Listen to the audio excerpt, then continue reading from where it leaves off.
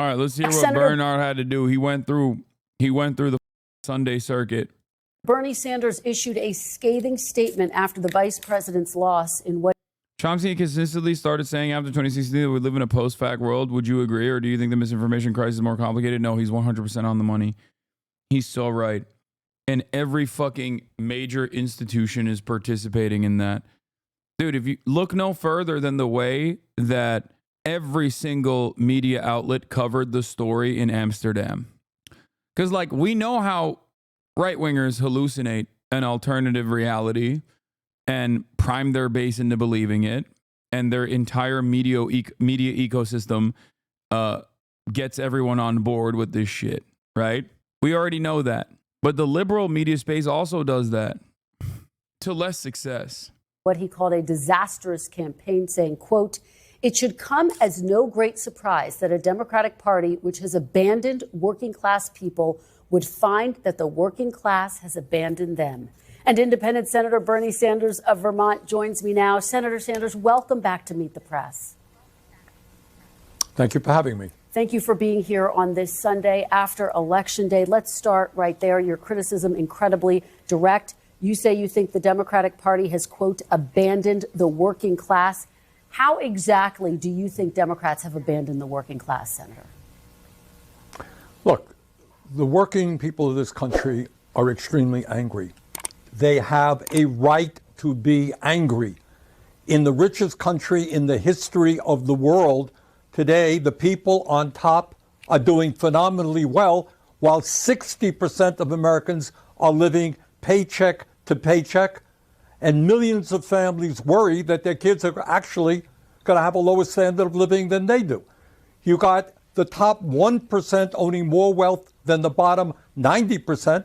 We're the only major country on earth not to guarantee health care to... Quick, put some numbers on the board to talk about how things are actually great, like the GDP and the stock market performance, so that we own Bernie in the marketplace of Reddit, you know?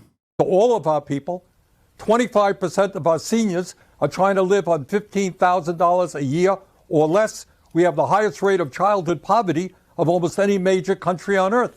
And the gap between the people on top and everybody else is getting wider and wider. Brown outperformed by 7 points, 15, and he probably would have won. Oh, sorry.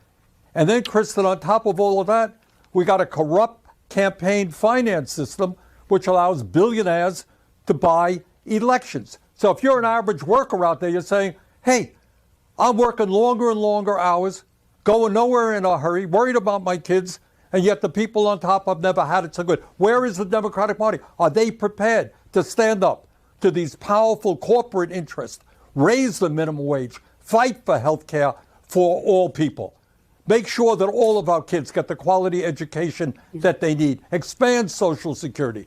Are they prepared to do those things? That's the issue that we have to address. Well, as you know, your statement was met with some sharp reaction as well. This is what Speaker Emerita Nancy Pelosi had to say. Take a look. I'll get your reaction on the other side. Bernie Sanders has not won. Let me, with all due respect, and I have a great deal of respect for him, for what he stands for, but I don't respect him saying that the Democratic Party has abandoned the working class families. Senator, how do you respond to Nancy Pelosi? Well, Nancy is a friend of mine, and we've worked together on many issues. But here is the reality. I have to say to Nancy, in the Senate in the last 2 years, we have not even brought forth legislation to raise the minimum wage to a living wage, despite the fact that some 20 million people in this country are working for less than $15 an hour. In America today, we have not brought, in the Senate, we have not brought to the floor the PRO Act to make it easier for workers to join unions. We're not talking about defined benefit pension plans so that our elderly can retire with security. We're not talking about lifting the cap on Social Security so that we can extend the solvency of Social Security and raise benefits. Bottom line, if you're an average working person out there, do you really think that the Democratic Party is going to the mats, taking on powerful special interests and fighting for you? I think the overwhelming answer is no, and that is what has got to change. Senator, let me zoom out and just... Dude, people are, I'm seeing libbing out pretty hard. I used to love you, Bernie, but I'm so disappointed you're validating hate. This is just wrong. Bernie, I love you, but not now. Work on recounts. Democrats lost because they refused to acknowledge Palestine. Okay, that's fair. You can't ignore the country's deep-seated racism and misogyny. Those comments are so out of touch. Agreed. Also, Bernie would have beat Trump in 2016. Okay, that's not bad. How when Harris spoke of her policies to make the economy better for us and to provide more opportunities for people who purchase homes, etc., we lost because people don't want to see a black woman become president. Like, you are not hearing anything. If that is your analysis of this circumstance, if that's your analysis, you're not hearing anything. Television Man told you $50,000 in tax cuts for small businesses is good, and that's like solid economic policy, okay? So you're like, what do you mean? Everybody said that that was like the best possible thing to say. And I don't understand it. Like, it doesn't make sense. You misspelled white supremacy, but go off. No, Bernie, Democrats lost because the majority of Americans have lost the ability and the interest in telling truth apart from fiction. It's that simple. It's sad because, like, there's so much that is somewhat correct in this assessment, but that's just the fucking table, you know? You can't demand to play a different board game when you're playing Monopoly, okay? You can't be like, well, I think we should play as though we're playing Risk. No, man, you're playing Monopoly. Play by the fucking rules, you know? It just doesn't make sense. Like, the reality of the matter is, everyone that says racism and misogyny is a factor in this, or white supremacy is a factor in this, yeah, they're not wrong. Of course it is a factor in this. That's America, okay? That's America. But Trump doesn't play by the rules. That's a fantastic point that you just made. Exactly. Trump never, on the other hand, complains, though, in the sense that, like, his complaints are always echoing the resentment that, like, average Americans feel, even if it's on his own personal key issues. He has a perfect way of tying that back to his own audience. Like, I've never seen another motherfucker turn around and be like, I mean, he channels that they're not coming after me. They're coming after you. I'm just in the way. Every single argument that he makes is basically that. I've never seen somebody like Donald Trump, a zesty ass, ace, biromantic, you know, queer visibility candidate, a liberal his whole life, a billionaire real estate developer, shits on a golden toilet, lives in an ivory tower, born with a fucking silver spoon, going to, you know, the Rust Belt and complaining about sissy Graydon Carter and his Vanity Fair parties, and have people go, hell yes, sir, you're right. Everything that he fucking complains about, people think he's like shitting on the liberal elite, okay? I feel like if Kamala Harris ran and was like consistently talking about how racist and white supremacist America was, that would be objectively depressing for her own turnout. Aren't also rich sitting on a golden toilet in your mansion? What? Yes, dude, I am a real estate developer like Donald Trump, who's worth billions of dollars. Oh my God. House chatter still whining? That's crazy, dude. Holy shit. You're close, though? Yes. I'm close to multiple billions of dollars. You're right. Why are VODs locked under subscription? A lot of haters that are combing through the VODs. It is a way to protect you, and it is a way to protect myself. And if they want to fucking do that, then they have to subscribe. You can literally still find the VODs on YouTube if you would like to. Okay? I'm getting mass targeted by a very hostile community.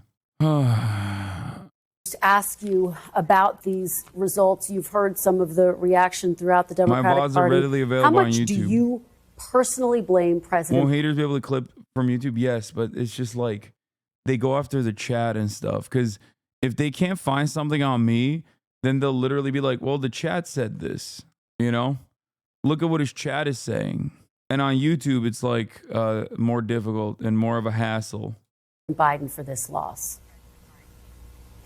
President Biden, when he came into office, said that he would be the most progressive president since FDR. And I think on domestic issues, not foreign policy, on domestic issues, he has kept his word. And I see on YouTube you blur chat now. No, on YouTube I don't blur. I don't blur chat for that reason. I blur it because they just YouTube automatically strikes down your video if your chat shows in like the first couple of minutes. The agenda that he has pushed through has been an extraordinarily strong one. But that agenda... Why do they call you the Alex Jones of the left? People don't call me that. There's only one group of people that call me that, one very specific community. And that very specific community is consistently wrong on everything. They rode with Biden all the way to the fucking end because that was stupid. Okay? They greatly overemphasized Kamala Harris's chances of winning, and that was also stupid. They're consistently wrong, you know? But you can be wrong yourself and get your information from that community, or you can be in here and at least, you know, present yourself as a little bit smarter to your friends. Has got to be placed within the overall context of American society today. And that American society today is one in which tens of millions of working families and elderly people are struggling, while the people on top have never had it so good. But Senator, should he have gotten out of the race more quickly, as some are arguing? I'm not going to. I supported him because I think his agenda was a strong agenda, a working class agenda. I'm not going to look backwards. Kamala ran a strong campaign. She did everything that she could. She decisively won the debate. So to me, it's not just about the campaign. It's about what does the Democratic Party stand for? Do ordinary people say, yeah, that is a party that is fighting for my interest and prepared to take on the big money interest who control the economic and political life of the country? That's to me what the issue is. Yeah, we're talking a lot about the economics. You've talked about how the Democratic Party is out of touch when it comes to economic issues. Some Democrats are saying it's not just economic issues, it's cultural issues as well. Here's what Democratic strategist James Carville had to say. Take a look. What killed the Democrats and what killed Biden was a sense of disorder. And part of the sense of disorder was the unfortunate events of what I would refer to as the woke era. Has the Democratic Party's focus on identity politics gone too far, Senator? Let me answer it this way. I think if the Democratic Party must continue to stand up against all forms of bigotry. And Democrats should hold their head high in saying, we led the fight for women's rights and to protect the woman's constitutional right for abortion. We led the fight for civil rights, for gay rights. That is something we should be proud of. But it's not either or, Chris, and this is the problem. You can do both. You could say that I'm for raising. I take it one step further. I say one can only happen with the other. Because if you don't win elections, you can't do fucking legislation that protects marginalized communities. And if you want to win elections, you have to have a populist left economic message. You can be uncompromising in your values while simultaneously asking people, does this put food on your fucking table or not? A question I keep repeating to people that come to me on a daily basis about trans rights is always this. Let's say you forcibly reversed the HRT and gender surgeries of every single trans person in America. Does that immediately or even in the future improve your material conditions? Does that put more food on your table? Does that make your shelter more secure? Does that lower the price of rent? Does that actually help you in any meaningful way? Okay? It's not going to lower the price of eggs. Someone has told you that you should focus on this. And in a sea of hate, you decided, yeah, trans people are weird. I actually think that's the right thing to focus on. Okay? That's it. That's it. And the other side of this, in terms of like constantly doing hyper-specific messaging to different identity groups within the base that we understand it of the Democratic Party is also silly, because it's not like trans people exist in a separate plane of existence. Like, they still have the rent. You think trans people are not going to benefit from universal health care? You think trans people are not going to benefit from lowering the cost of housing? Yeah, of course they're going to benefit. Same with black people. Same with Latino people. This is why left economic populism is very successful. Okay? You fight the battles that you have to fight to defend trans people while you simultaneously offer everyone something that gets them on board. You say Medicare for all means for all. It means for you and it means for trans people too. There's no world where we're like, nah, we're going to gut this. The aftermath of Donald Trump's election victory is stirring debate among Democrats, as former House Speaker Nancy Pelosi and Senator Bernie Sanders question whether the party is effectively supporting working class Americans. Exit polls indicated that, for the first time in decades, Democrats received more support from the highest earning third of Americans than from the middle and lower thirds. This trend began following Barack Obama's election in 2008. Since then, Democratic support among the lowest earning Americans has dropped, while it has risen significantly among the wealthiest. On Wednesday, Sanders, an independent aligned with the Democrats, criticized the party's performance in the election, delivering a harsh critique. It should come as no great surprise that a Democratic Party which has abandoned working class people would find that the working class has abandoned them, he stated. While the Democratic leadership defends the status quo, the American people are angry and want change, and they are right. Raising the minimum wage to a living wage, guarantee health care for all people, expanding Social Security. And by the way, I also support a woman's right to control her own body, etc. It's not either or, it's going forward in both directions. You know, I've been speaking to some Democrats who are concerned because now President-elect Trump has beaten two women candidates, and their concern is that it will make it more difficult to nominate a woman candidate in the future. Do you share that concern, Senator? No, I don't. I think it's not a question. Look, I'm not going to deny that there is sexism in this country, that there's racism, there's homophobia. It's there. But on the other hand, I think what the American people want to support, whether it's a woman, a man, a black or a white or Latino, whatever, is they want to support somebody who is standing up, Kristen, and fighting for them. People are in pain. People are hurting. They can't afford to go to a doctor. They can't afford to send their kids to childcare or to college. They're worried about future generations and what kind of standard of living they will have. Here is the bottom line, and it has to be dealt with. You got an economy today doing phenomenally well for the people on top. It is not working for the working class. All right? How do we address those issues and in the richest country on the history of the world, create an economy that works for all? That is the issue. And by the way, what Trump did in his election is to say, I know that you're hurting, and the reason is they got millions of people coming across the border illegal. They're eating your dogs. They're eating your cats.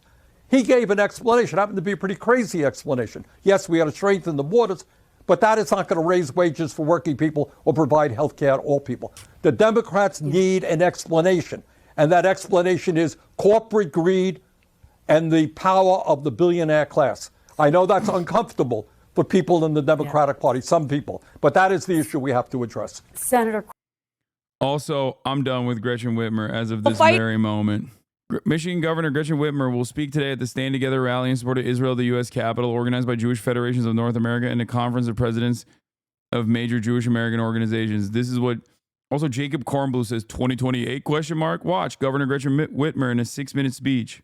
This bipartisan presence here is a testament to some fundamental truths. We stand with the people of Israel. We share their pain. We are committed to their safety, and we will never forget the horrors of October 7th. We stand against the scourge of anti-Semitism. Before people go, oh, why do you hate the scourge of anti-Semitism? Why do you hate this kind of messaging? You have to remember once again where and why this kind of thing is being stated. Don't be such a fucking fool, okay? I know that in moments you can clip something and be like, see, Hassan is laughing at the notion of someone bringing up in the fucking Democratic Party's like town hall on CNN talking about how their number one priority as an uncommitted voter is like the hostages and also anti-Semitism on college campuses. You know, it's where you say what you say that matters. And just so you understand, Gretchen Whitmer popping off like this at the Stand Together rally is deliberate, okay? This is happening, not removed, not stripped from the context of Israel's genocide, okay? Israel's committing a genocide, and you're still consistently supporting Israel, okay? Openly supporting Israel. Of course, people who support Israel in the United States of America are not going to support Israel by saying, we love that Israel is killing the Palestinians. It's fucking awesome. They're going to support Israel by saying, October 7 happened. October 7, October 7, October 7. They're going to say that by, they're going to lend their support in the most like appropriate messaging possible. So don't be a fucking idiot, okay? They're going to say that by saying Israel has a right to defend itself. Oh, do you not want Israel to exist? Does Israel not have a right to exist? Do you not want Israel to exist?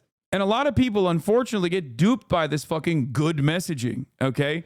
They do not have the capacity to understand that this messaging runs counter to Israel's genocide. This message is happening alongside Israel's genocide, and this message is happening, of course, to justify Israel's genocide. And we will fight back against this ancient force wherever it rears its ugly head. We must make sure all people feel safe on campus, at work, and in their communities.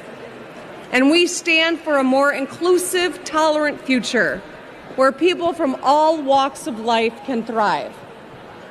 We believe in the goodness and decency of all people. We pray for the safe return of the hostages. And we will work together toward peace.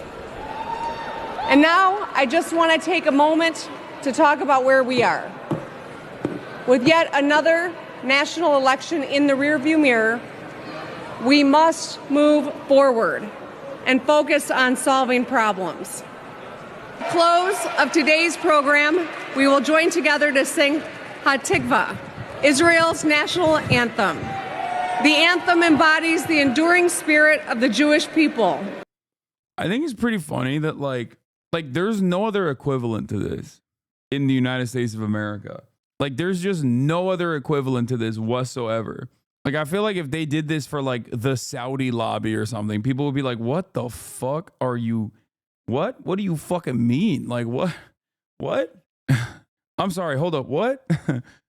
If we had 32 states in the United States of America where it was basically legal to demand that you sign a pledge of loyalty to the state of Israel, that you will never criticize Israel in order to retain a job, but instead substitute Israel for like Estonia, okay? You'd be like, what do you mean? What the fuck are you saying? What do you mean I have to sign a pledge of loyalty that I will never criticize the beautiful state, the beautiful nation state of Estonia? Like, what? What are you saying? Except that is the reality for the nation state of Israel. Yes, 32 states in the United States of America have BDS laws. Who through every challenge have held fast to their vision of peace, freedom, and security. Our responsibility is to carry forth that spirit. Her careful messaging before was to keep her governor's seat. Now that she's dropped the pretext, it seems like she's vying for a presidency in 2028.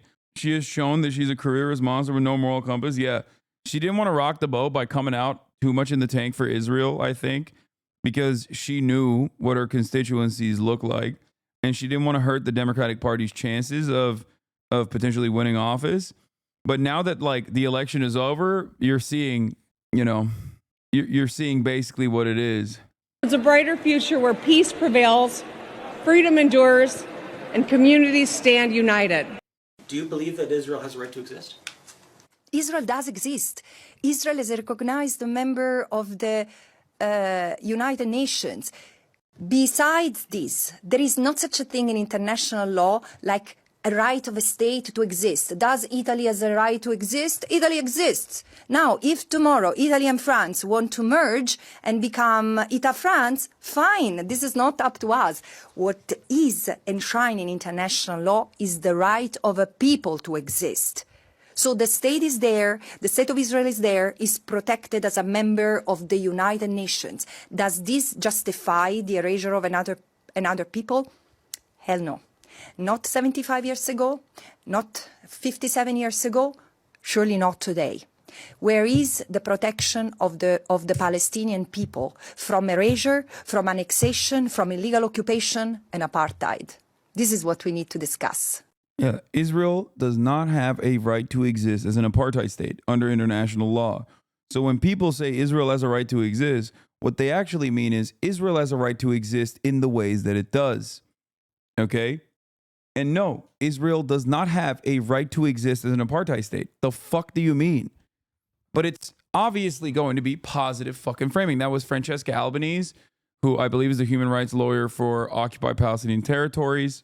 The human rights office of the rapporteur for occupied Palestinian territories, UN rapporteur, special rapporteur. Do they consider the possibility by 2028 this will have aged quite poorly? I mean, under Donald Trump, who knows? The way I see it is like, the way I see it currently, North Gaza, permanent annexation. That's a lock. What they will do with South Gaza is it remains. I've said already that I think what they're gonna do is basically give Trump like a gimme in the short term. Give Trump like a gimme in the short term. Take a little bit of time off to re-up, rearm, and then permanently annex the West Bank. That's what I think. Because right now, after a year of genocide, I know for a fact that the Israeli economy is lit on fire. I know that the Israeli military is taking a lot of defeats in Lebanon. Like, they don't have the smoke. Will the world stay silent on this monstrosity? I think the world has shown that regardless of their awareness of said monstrosity, that they have an unimaginable tolerance for cruelty that, you know, some of the most defenseless people are subjected to. They just don't give a shit. I mean, we just watched a fucking 40-point Latino swing to a candidate that said that he is going to deport their immediate family members. And if they truly firmly believe that, what? Does Ukraine have a right to exist? Do you condemn the Ottoman Empire? Does Armenia have a right to exist? Sure, you'd say no. What? I've never said that. Dude, if my positions are in the words of Asmongold, if Hasanabi's positions are so bad, why do you consistently feel the need to lie about his positions? You know? Why are you arguing against things that I've never said? Yeah, I'm fucking quoting Asmongold. He did say that.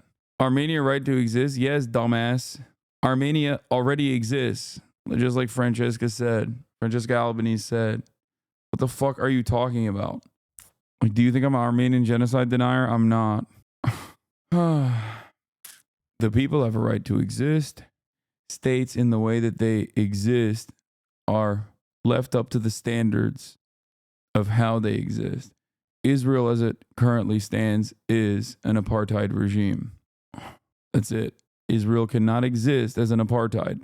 Quickly, before I let you go, I do want to ask you about the Supreme Court. Some Democrats behind the scenes quietly talking about the possibility, should Justice Sotomayor step down, to allow President Biden to appoint someone who's younger. She's only 70 years old. Is that something that you would support? Do you think she should step down?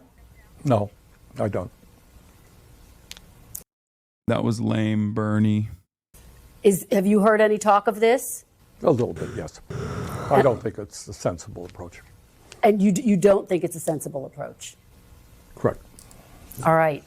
Senator Bernie Sanders. The only reason why I understand why there's like some level of resistance towards this is because the Democrats are not going to be able to fucking replace her. Like, the Republicans will just stop them from replacing somehow. They're too afraid that in the lame duck session, they'll be like, no, you can't do it. Sanders, thank you very much for your time this morning and your perspective. We really appreciate it. Responding to Bernie Sanders, Nancy Pelosi denied that the party has abandoned the working class and pointed out that Democratic House candidates were outperforming and keeping control of that chamber in a toss up. When asked about Pelosi's response, Sanders pointed out that Senate Democrats have not focused on legislation to raise the minimum wage, make union membership more accessible, or expand taxable income to support Social Security. If you are an average working person, do you really believe that the Democratic Party is going all in, challenging powerful special interests, and fighting for you? He asked. I think the overwhelming answer is no, and that is what needs to change. Meanwhile, Trump has addressed the struggles of working people, offering a pretty crazy explanation by blaming immigrants, Sanders said.